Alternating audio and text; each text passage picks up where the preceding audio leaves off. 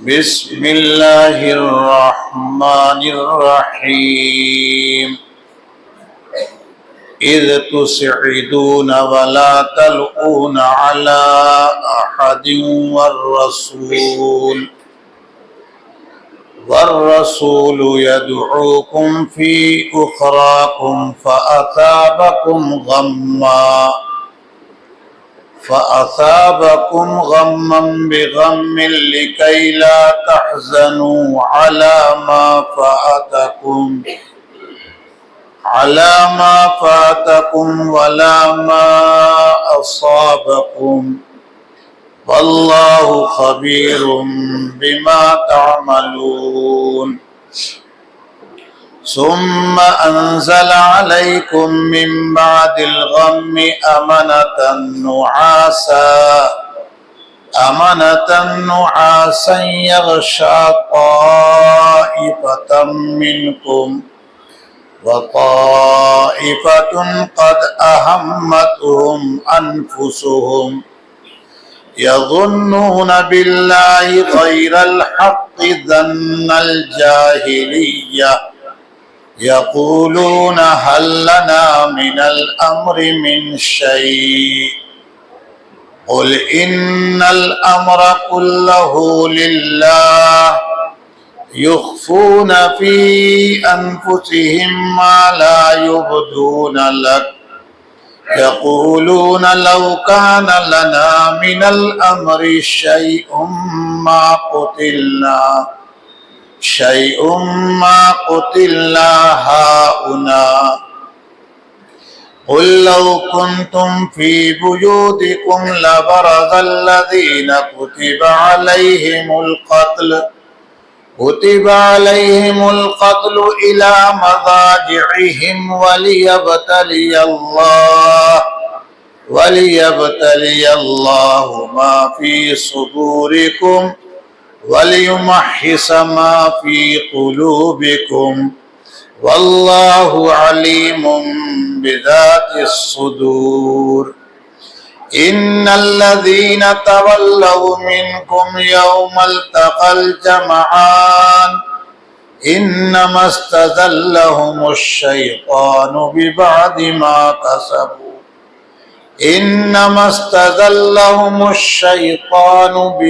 ما كسبوا ولقد عفى الله عنهم إن الله غفور حليم صدق اللہ العظیم۔ آپ کے سامنے پارہ نمبر 4 سورت نمبر 3 سورہ آل عمران کی آیت نمبر 153، 54 اور 55 کی تلاوت ہوئی ہے۔ پروردگار عالم کا ارشاد عالی ہے، اذ تسعدون، جب تم چڑھے چلے جا رہے تھے، ولا تلقون علی احد، اور تم مڑ کر کسی کی طرف نہیں دیکھ رہے تھے، والرسول یدعوکم فی اخراکم، اور رسول تم کو پچھلی صف سے پکار رہے تھے، فَأَصَابَكُمْ غَمًّا بِغَمٍّ، چنانچہ اللہ نے تم کو اس رنج کے بدلے میں رنج دے دیا، لِكَيْ لَا تَحْزَنُوا عَلَى مَا فَاتَكُمْ وَلَا مَا أَصَابَكُمْ، تاکہ جو چیز تمہارے ہاتھ سے نکل گئی ہے اور جو مصیبت تم کو پہنچی ہے اس پر رنجیدہ خاطر نہ ہو، واللہ خبیر بما تعملون، اور اللہ ہی تمہارے تمام کاموں سے باخبر ہے۔ ثم انزل علیکم من بعد الغم امنۃ نعاسا، پھر تم پر رنج کے بعد اللہ نے رحمت یعنی اونگ نازل فرمائی، یغشا طائفۃ منکم، جو تم میں سے ایک گروہ پر چھائی جا رہی تھی، وَطَائِفَةٌ قَدْ أَهَمَّتْهُمْ أَنفُسُهُمْ، اور ایک گروہ وہ تھا جس کو اپنے جان کی فکر لگی ہوئی تھی۔ یظنون باللہ غیر الحق ظن الجاہلیہ، وہ اللہ کے بارے میں خلاف حقیقت جاہلانہ خیالات قائم کر رہے تھے۔ یقولون هل لنا من الامر من شیء، کہہ رہے تھے کیا ہمیں بھی کچھ اختیار ہے؟ قل، آپ کہہ دیجئے، ان الامر کلہ للہ، سارا اختیار تو اللہ ہی کا ہے۔ یخفون فی انفسہم ما لا یبدون لک، وہ اپنے دلوں میں ایسی باتیں چھپائے ہوئے ہیں جو آپ کے سامنے ظاہر نہیں کرتے۔ یقولون، کہتے ہیں، لو کان لنا من الامر شیء، اگر ہمارے لیے بھی کچھ اختیار ہوتا، ما قتلنا ہاہنا، تو ہم یہاں قتل نہ کیے جاتے۔ قل لو کنتم فی بیوتکم، آپ فرما دیجئے اگر تم اپنے گھروں میں ہوتے، لبرز الذین کتب علیہم القتل الی مضاجعہم، جب بھی جن لوگوں پر قتل مقدر ہو چکا تھا وہ اپنی قتل گاہوں کی طرف چل ہی پڑتے۔ وَلِيَبْتَلِيَ اللَّهُ مَا فِي صُدُورِكُمْ، اور تمہارے سینوں میں، دلوں میں اور تمہارے باطن میں جو باتیں چھپی ہوئی ہیں اللہ آزمائش کرنا چاہتے ہیں۔ وَلِيُمَحِّصَ مَا فِي قُلُوبِكُمْ، اور تمہارے دلوں کو صاف پاک کرنا چاہتے ہیں۔ وَاللَّهُ عَلِيمٌ بِذَاتِ الصُّدُورِ، اور اللہ ہی دلوں کے راز سے خوب واقف ہیں۔ ان الذین تولوا منکم یوم التقى الجمعان، بے شک تم میں سے جن لوگوں نے دونوں جماعتوں کے برسر پیکار ہونے کے دن پشت پھیر کر بھاگے، انما استزلهم الشیطان ببعض ما کسبوا، یہ ان کے بعد کرتوتوں کی وجہ سے شیطان نے انہیں لغزش میں ڈال دیا۔ وَلَقَدْ عَفَى اللَّهُ عَنْهُمْ، اور یقیناً اللہ ہی نے انہیں معاف کیا، درگزر کیا۔ ان اللہ غفور حلیم، بے شک اللہ ہی بڑے معاف کرنے والے، درگزر کرنے والے، بڑے ہی بردبار ہیں۔ تینوں آیتوں کا خلاصہ یہ ہے کہ غزوہ احد ہی کا ذکر اللہ تعالیٰ اپنے ایک خاص انداز میں اپنی خوبصورت کلام کی صورت میں کر رہے ہیں۔ جیسا کہ کل کے سبق میں بات آ چکی ہے کہ اسلامی فوج یعنی صحابہ جب ان پر دوبارہ حملہ پلاننگ کے ساتھ اور بڑی ہی سوچ اور بڑے ہی خاص انداز سے کیا گیا تو نتیجہ یہ نکلا کہ یہ اسلامی فوج میں بھگدڑ مچ گئی۔ اور ظاہر ہے انسان تھے، وہ فرشتے نہیں تھے، نبی نہیں تھے، انسان تھے، انسانی اسباب کے محتاج تھے وہ سب کے سب انسان، لیکن اللہ کے ایسے کامل بندے کہ اگر اللہ تعالیٰ ان کی پکڑ کرتے ہیں تو بھی ان کا کمال ہے، اور اگر اللہ انہیں معاف کر دیتے ہیں تو ظاہر سی بات ہے کہ روئے زمین پر ان کے بعد کوئی جماعت، کوئی کمیونٹی ایسی نہیں ہے جس کے بارے میں قسم کھا کے کہا جائے کہ اللہ نے اس کو معاف کیا ہے۔ یہ صحابہ ہیں، اللہ تعالیٰ نے پکڑ بھی ان کی ہے ان کی بھول پر، اور اللہ نے اپنے کلام میں قیامت تک کے لیے صاف صاف اعلان کر دیا کہ یہ صحابہ ہیں کہ ان کو ہم نے کیا کیا ہے، معاف کیا ہے۔ تو بہرحال بھگدڑ مچی، اب پیچھے تو کوئی راستہ تھا نہیں، ہم بتا چکے ہیں، تو بہت سے صحابہ کرام بدحواس ہو کر، تلواریں پھینک کر، یا بعضوں نے اپنے ہتھیار ہاتھ میں لے کر اسی احد پہاڑ پر چڑھنا چاہتے تھے تاکہ اس پار جا کر کہیں پناہ حاصل کر لے۔ اللہ تعالیٰ اسی کو کہتے ہیں اِذْ تُسْعِدُونَ، جبکہ تم چڑھے چلے جا رہے تھے۔ آپ میں سے جن لوگوں کو اس پہاڑ کی زیارت کا موقع ملا ہوگا، اتنی بات اس کے ذہن میں آئی ہوگی، چڑھنا کوئی آسان کام، وہ بھی ایسی بدحواسی میں اور ایسی پوزیشن میں اس پار اتر جانا، یہ بڑا مشکل کام تھا، لیکن تھے انسان، کوشش کی انہوں نے اپنی جیسی۔ اسی کو اللہ تعالیٰ کہتے ہیں اذ تسعدون، جبکہ تم چڑھے چلے جا رہے تھے، ولا تلؤون علی احد، اور فوج میں جب بھگدڑ مچتی ہے تو وہ اپنے ساتھ کام کرنے والے کو، اپنے بازو میں کھڑے رہنے والوں کو بھی پہچانتی نہیں ہے۔ نہیں سمجھ رہے ہیں کہ نہیں؟ سچے واقعات چل رہے ہیں اس وقت، آپ دیکھیں ایک مارا گیا تو 3 بھاگ جاتے ہیں وہاں سے، سمجھ رہے ہیں کہ نہیں؟ وہاں کوئی ٹکتا، یہ ایسی پوزیشن ہوتی ہے۔ یہاں آ کر یہودی اور ایک اللہ کا خاص بندہ انسانی کمزوری میں دونوں برابر ہو جاتے ہیں، لیکن اللہ کا لگاؤ جو ہوتا ہے وہی اس انسان کو ایمان اور اسلام والا بنا کر اللہ کا قریب کر دیتا ہے، اور یہ کفر سے، یہودیت سے مردود ہو کر تباہ ہو جاتا ہے۔ نہیں سمجھ رہے ہیں؟ فرق یاد رکھیے گا، ورنہ ہم لوگ محبت میں، مبالغے میں کچھ کا کچھ کہہ دیتے ہیں، سمجھ رہے ہیں کہ نہیں؟ یہ نہیں، اس کی بھی ایک حد ہے، اس کا بھی ایک بیلنس ہے، ایسے نہیں کہا جائے گا۔ نہیں سمجھ رہے ہیں؟ صحابہ جنتی بالکل ہیں، کیوں؟ اللہ نے اعلان کیا ہے۔ صحابہ جنتی اس لیے نہیں ہے کہ وہ معصوم ہے، معصوم نہیں ہے وہ، سمجھ رہے ہیں کہ نہیں؟ وہ نبی کے برابر نہیں، نبی کے 10واں حصہ بھی نہیں ہے وہ، لیکن صحابہ ہیں جنتی، یہ اللہ تعالیٰ یہاں بھی کہہ رہے ہیں، کل کے سبق میں پڑھا گیا۔ اسی طرح سے کسی کی محنت اور خالص اللہ تعالیٰ کے لیے وہ کام کر رہا ہو تو دیکھ کر آپ اس کو محبت میں اور خوش ہو کر آگے بڑھا دیں، ایسا نہیں ہوگا۔ اس کو روکیے، آپ اپنے کو روکیے، اس کو آگے نہ بڑھائیے۔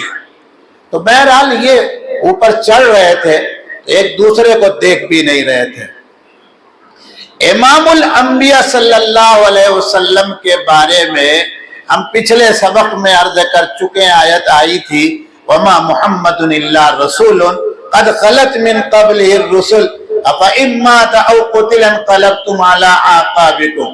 شیطان نے جب دیکھا کہ اللہ کے نیک بندے بدحواس ہو کر بھاگ رہے ہیں تو اسی بیچ میں اس نے ایک ہوا چلائی، جھوٹی خبر چلائی کہ محمد کا تو ہو گیا کام، یعنی آپ صلی اللہ علیہ وسلم قتل کر دیے گئے، شہید کر دیے گئے۔ اب صحابہ کی جو پوزیشن ہوگی وہ آپ اندازہ لگا لیجئے، اپنی اولاد سے لگاؤ ہو، جوانی کے عالم میں چلی جائے تو آپ پاگل ہو جائیں گے کہ نہیں ہو جائیں گے؟ تو صحابہ کو تو اپنے پیغمبر سے، بیوی بچوں اولاد سے کئی گنا آگے تعلق تھا، اس لیے وہ بالکل کنٹرول میں نہیں، جو جہاں جا رہا ہے جانے دو۔ لیکن امام الانبیاء تو باحیات، اور اس کے تقریباً 10 سال کے بعد دنیا سے آپ تشریف لے گئے، اس لیے آپ نیچے سے آواز دے رہے ہیں، یا عباد اللہ آؤ، ادھر آؤ، تعالو، میں یہیں پر ہوں۔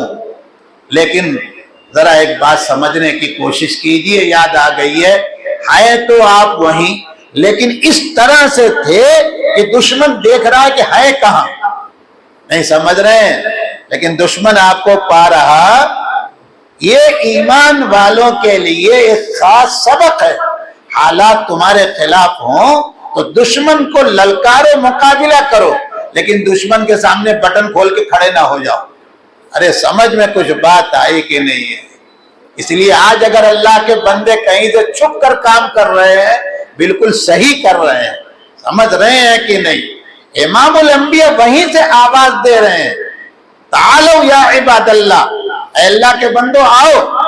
اب یہ سب تو حملہ کر رہے ہیں تو تلاش کر رہے ہیں کہ آواز آ کہاں سے رہی ہے۔ جدھر شبہ ہو رہا ادھر تیر چلا رہے ہیں، ادھر حملہ کر رہے ہیں، فائرنگ کر رہے ہیں، لیکن وہاں تک پہنچ پا رہے نہیں ہے۔ اسی کو اللہ تعالیٰ کہتے ہیں والرسول یدعوکم فی اخراکم، اور رسول تم کو تمہاری پچھلی صف سے آواز دے رہے ہیں۔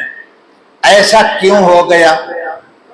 یہ اس لیے ہوا ہے کہ تم لوگوں نے، اے مسلمانوں، جب فتح ہم نے دی تھوڑی دیر پہلے تو تم اپنی شان سے نیچے اتر گئے۔ تمہارا یہ مقام نہیں تھا کہ یہ گری پڑی پرانی استعمالی ان کی چیزیں، یہ گھٹیا مال، اس کی طرف مال غنیمت کہہ کے ہاتھ بڑھاؤ۔ تم کو تو چاہیے یہ تھا کہ آپ کے پیغمبر میرے محبوب نے جس فریضہ کو ادا کرنے کا حکم دیا ہے اسے مکمل کرو۔ تم نے مکمل نہیں کیا، دنیا حاصل کرنے کے چکر میں اس فریضہ کی ادائیگی میں تم سے کمی ہو گئی۔ تو اب جب کمی ہوئی تو اب میں نے دوسرا راستہ اختیار کیا کہ یہ دنیا بھی تمہارے ہاتھ سے چلی جائے، یہ دنیا بھی تمہارے ہاتھ سے کیا ہو، چلی جائے۔ اور تمہیں اس بارے میں اطمینان کر لینا چاہیے کہ جو چیزیں مسلمانوں کے ہاتھ سے چلی جائیں گی، جو مصیبت آ جائیں گی، یہ مسلمانوں کے اپنے عمل، اپنے سبب سے نہیں ہوتی ہیں، حکم اللہ کا ہوتا ہے۔ مسلمان اللہ کی نافرمانی کرے گا تو اس طرح کے حالات سے دوچار ہو جائے گا۔ فَأَصَابَكُمْ غَمًّا بِغَمٍّ، چنانچہ اللہ نے تم کو اس رنج کے بدلے میں رنج سے دوچار کر دیا۔ لِكَيْ لَا تَحْزَنُوا عَلَىٰ مَا فَاتَكُمْ وَلَا مَا أَصَابَكُمْ، تاکہ جو چیز تمہارے ہاتھ سے نکل گئی ہے، جو مصیبت تم کو پہنچی ہے، اس پر رنجیدہ خاطر نہ ہو، دل توڑ کے بیٹھو۔ معلوم ہوا کہ مسلمانوں کے موافق ہمیشہ حالات رہیں گے، سمجھ رہے ہیں کہ نہیں؟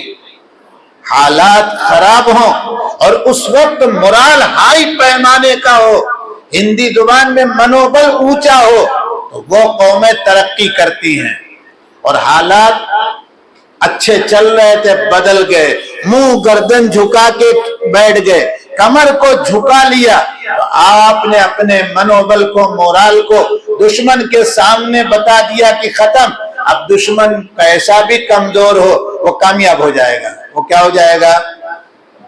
دوسری بات یہ ہے، طاقتور آدمی حالات کا مقابلہ کرتا ہے، کمزور اور بزدل کرتا۔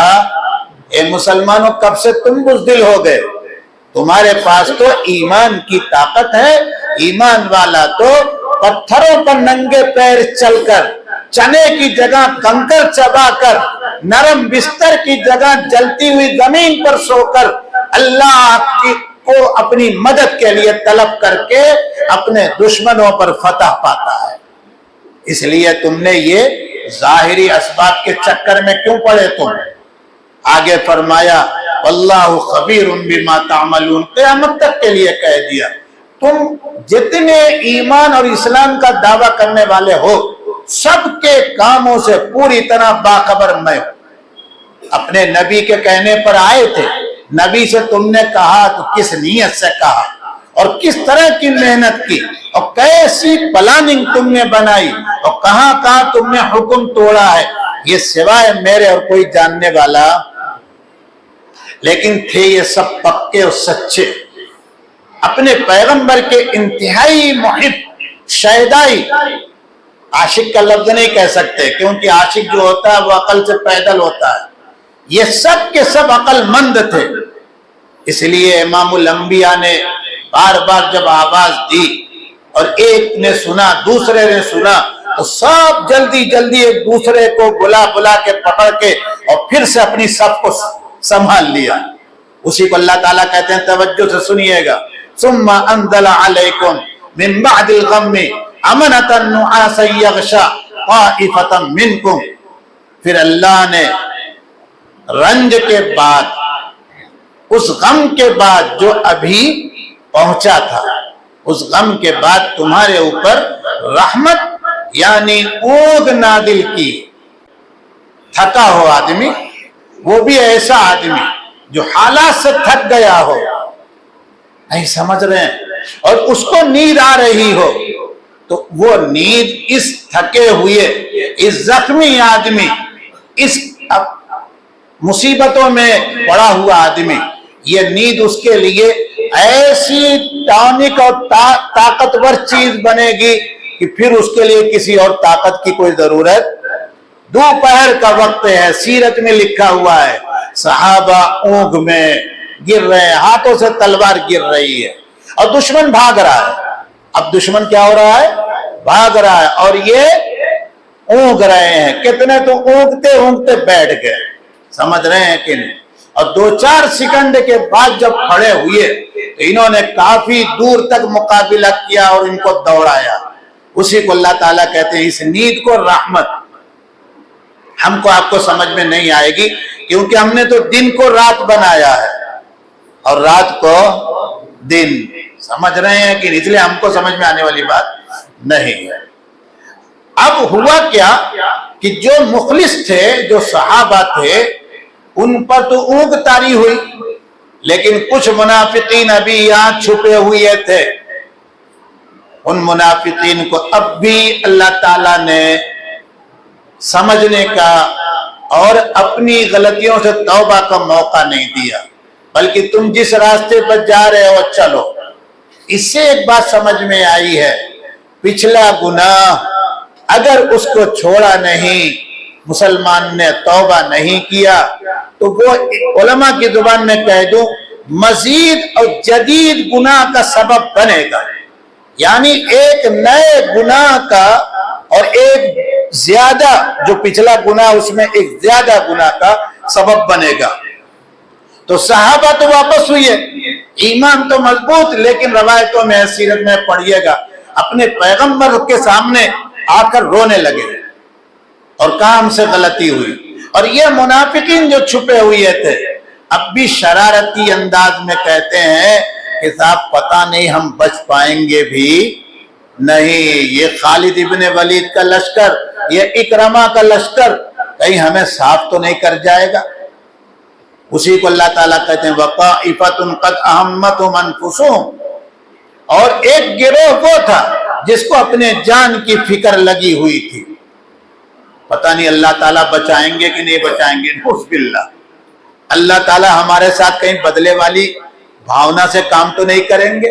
اسی کو قرآن میں پڑھیے یظنون باللہ، اللہ کے بارے میں غیر الحق، خلاف حقیقت خیالات جاہلانہ یہ پیدا کر رہے تھے، قائم کر رہے تھے۔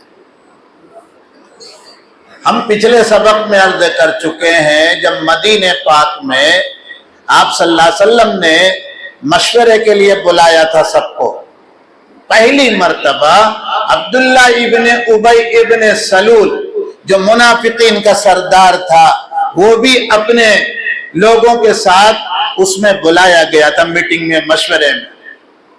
اس کی رائے کیا تھی وہ ہم عرض کر چکے ہیں، صرف اشارہ کرتے ہیں۔ اس نے کہا تھا کہ اسی مدینے میں ہی رہ کر مقابلہ کیا جائے۔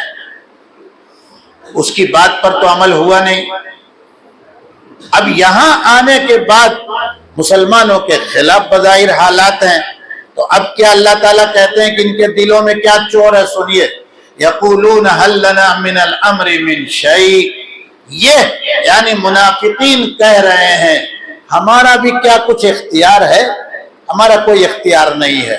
اختیار تھا، ہم نے کہا تھا کہ وہیں پر انتظام کیا جائے، ان دشمنوں سے مقابلہ کیا جائے، لیکن ہماری کوئی بات سنی گئی۔ قل، آپ کہہ دیجئے، ان الامر کلہ للہ، سارا اختیار تو اللہ کے پاس ہے۔ میرے دل میں یہ بات آئی تھی آپ سے کہوں، لیکن نہ کہہ سکا، اور آپ نے یہ قدم اٹھا دیا، دیکھیے یہ نتیجہ نکلا۔ روز ہم کہتے ہیں کہ نہیں کہتے ہیں؟ تو آپ کے دل میں یہ بات آئی تھی، آپ نہیں کہہ سکے، تو ہم کیا جواب دیتے ہیں کہ کیا گجراتی زبان میں کہ تمہارے منہ میں منہ بوری چھے کیا، یہی کہتے ہیں، یعنی مگ ڈال دی گئی ہے کیا؟ حالانکہ یہ بھی جواب ہمارا صحیح نہیں ہے، اور اس کی بات تو بالکل غلط ہے۔ تمہارے دل میں بات ڈالنے والی ذات نے तुमको कहने से रोका और इसको ये कदम उठाने दिया, इल्म में उसके है कि ये कदम बगैर समझे उठा रहा है, नतीजा इसके खिलाफ आएगा। रोकता क्यों नहीं है? वो दुनिया में इंसानों जिन्नातों को इख्तियार दिए हुए है, अगर रोक लेगा तो इख्तियार बाकी रहेगा, फिर क्या है? इसलिए कहा कुल्लहु लिल्लाह, सारा इख्तियार तो अल्लाह के पास है। उसके बाद अल्लाह ताला कहते हैं कि ऐ मेरे पैगंबर, आपको पता नहीं है, इनके दिल में चोर है, ये वो बातें अपने दिलों में छुपाए हुए हैं जो आपके सामने जाहिर। सीरत पढ़िए, सीरत तफसीर है कुरान की। जब हुजूर सल्लल्लाहु अलैहि वसल्लम ने ऐलान किया कि हम वहद जाएंगे, कहां जाएंगे? तवज्जो सुनो, और वहां मुकाबिला करेंगे, तो इन्होंने खूब खुशी मनाई और कहा आपस में, अच्छा हुआ बला टली। बला क्या टली?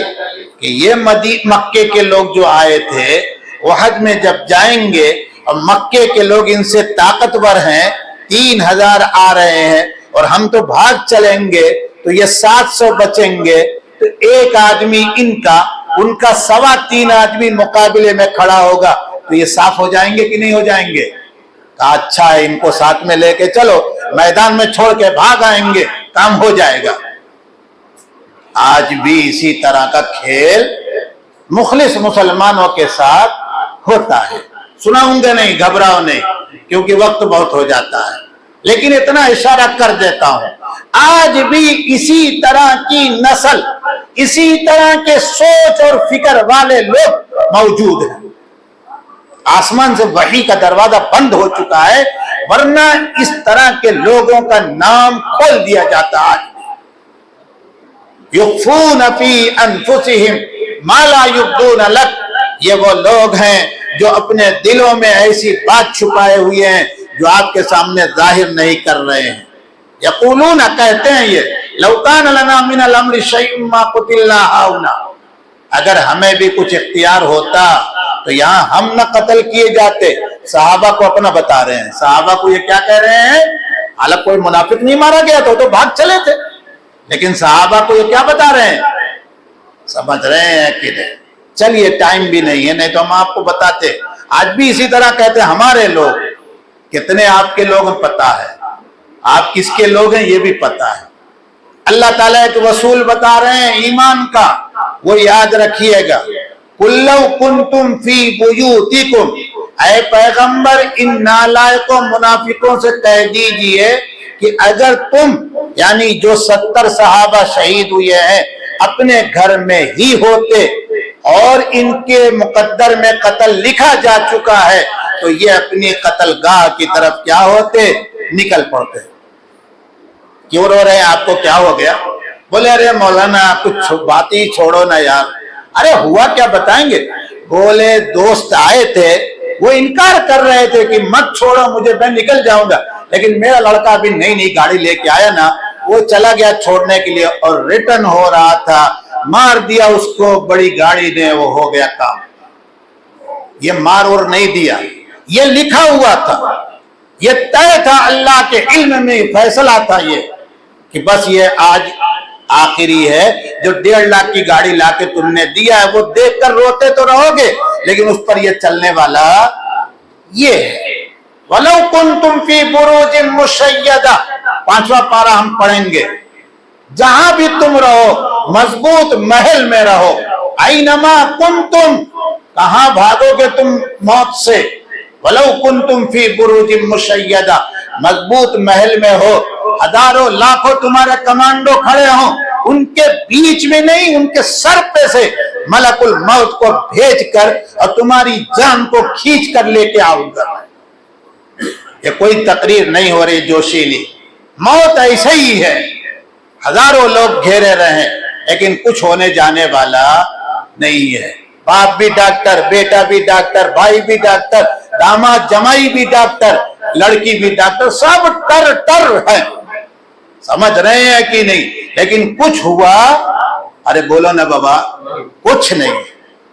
چوں قضا آیت طبیب ابلا شبد، جب موت کا فیصلہ ہو جاتا ہے تو ڈاکٹر کی عقل چلتی اس سے زیادہ گجراتی زبان میں گانڈا کوئی ہوتا، الٹا سیدھا انجیکشن لگاتا رہتا ہے، اور نتیجہ کیا نکلتا ہے؟ وینٹیلیٹر پہ لٹا دو۔ اب پیسہ کمانے والے جو ہوتے ہیں، سمجھ رہے ہیں؟ یہی ہے اللہ تعالیٰ کا وصول۔ یاد رکھیے اس سبق سے موت سے کسی کو بھاگنے کا چانس نہیں ملنے والا۔ فرمایا کیا؟